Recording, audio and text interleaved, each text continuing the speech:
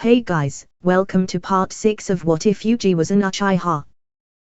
Last time we left off after the conclusion of the Goodwill event with Yuji putting up a solid fight against the special grade Hanami along with the arrival of Gojo, forcing them to retreat.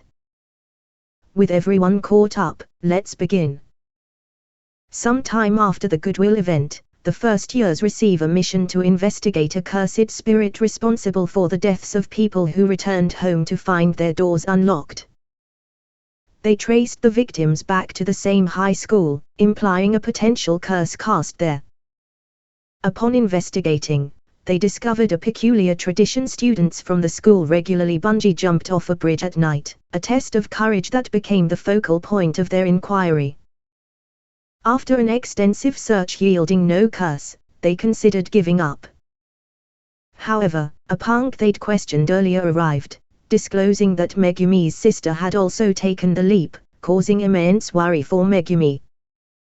In response, Megumi resolved to confront the issue alone by returning at night, intending to handle it himself. Yuji and Nobara, suspecting Megumi's intent, decided to accompany him, assuring him that sharing information isn't obligatory, but trust among friends is crucial. Megumi explained that his sister, Tsumaiki, was trapped in a suspended state of sleep, endangered by the cursed spirit, necessitating immediate exorcism. Despite Megumi's warning about the increased danger, his friends disregarded the risks, earning a smile from him.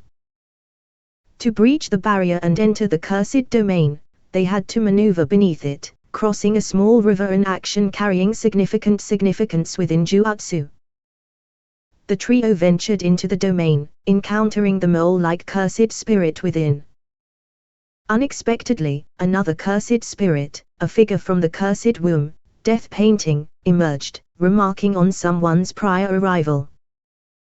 Confusion gripped both sides, prompting Yuji to confront the new threat while Megumi and Nobara focused on the curse within the domain. Amidst the chaos, Yuji faced Kekitsu alone, ready for the imminent confrontation.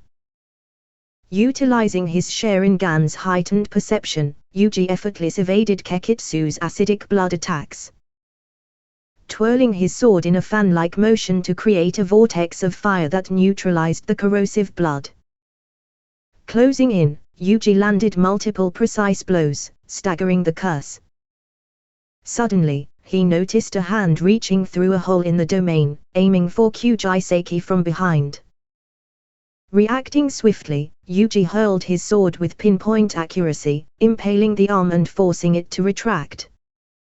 In a fit of rage, Kekitsu charged through Yuji like a bull, knocking him to the ground before escaping through the hole. Yuji swiftly rose and instructed Megumi and Kyujiseki to handle matters within the domain while he confronted the two curses outside. Jumping through the portal, Yuji found himself face to face with Izo, who explained they were on a mission to retrieve Sukuna's finger and offered Yuji the chance to leave since killing him wasn't their objective. Yuji declined, stating that his mission was equally crucial, and a confrontation was inevitable. Without his sword, tossed at Izo earlier, Yuji adopted the Uchiha interceptor style and charged at Kekitsu, delivering a punch to his face and a low spinning sweep kick to bring down Izo. Recovering, Kekitsu spat blood at Yuji, who used a fireball jutsu to block it. Realizing their disadvantage in close combat, Izo activated the rot technique, maximum, wing king, creating razor-sharp blades of blood around Yuji. Strategically using his Sharingan, Yuji found a safe route through the attacks, punching Kekitsu in the face, then pinning him to the ground with kunais. Enraged, Izo unleashed his full power, forcing Yuji to evade once again. However, making a mistake, Izo found himself pinned to the wall with nowhere to escape.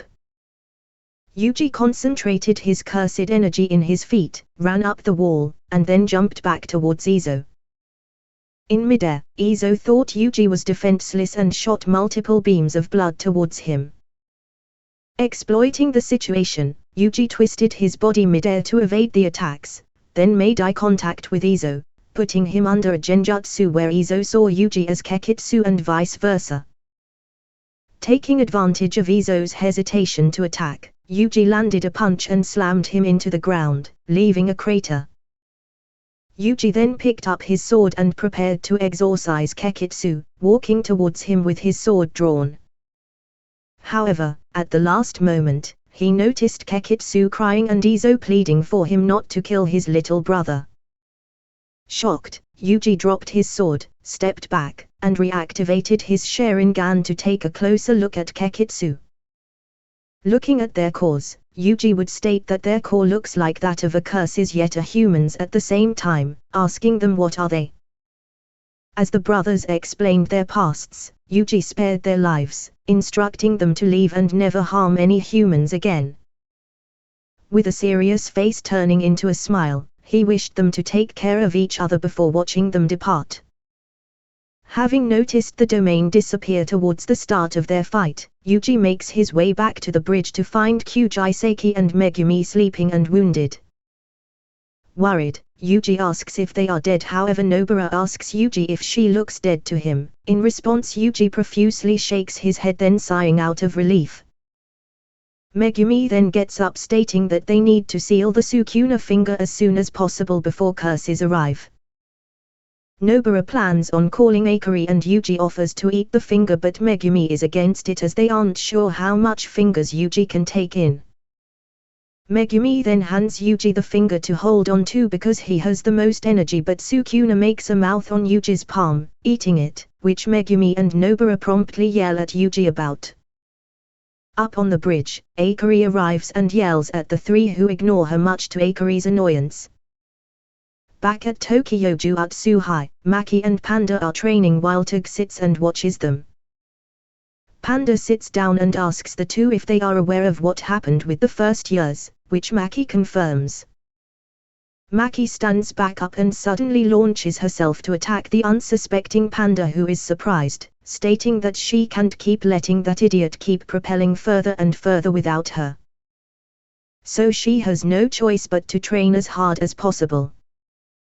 On the 31st of October, a 40-meter curtain is lowered over Shibuya. It traps civilians inside and they're told they won't be able to leave until Satoru Gojo arrives. Several teams of Jutsu sorcerers are placed outside the curtain as a precaution. These teams include sorcerers such as Megumi Fushiguro, Takuma Ino, Kento Nanami, Nobara Kyuji, Maki Zenin, Naobito Zenin, Panda, and Atsuya Kyusabe. Managers inform each squad of the situation and gives them their orders to stand by and take out anything that gets past Satoru once he goes inside. There's no cellular signal inside the curtain and the civilians are trapped, but they are not currently in any danger. However, Kyusabe notes that there are definitely special grade cursed spirits waiting underground. Around 8:31 p.m., Satoru Gojo arrives and enters the curtain. Okay guys, this is the end of part 6 of What If Yuji Was an Uchiha. If you enjoyed the video, leave a comment, like the video, and subscribe with the notification bell enabled. With that out the way, this is Demonic Saiyan saying bye.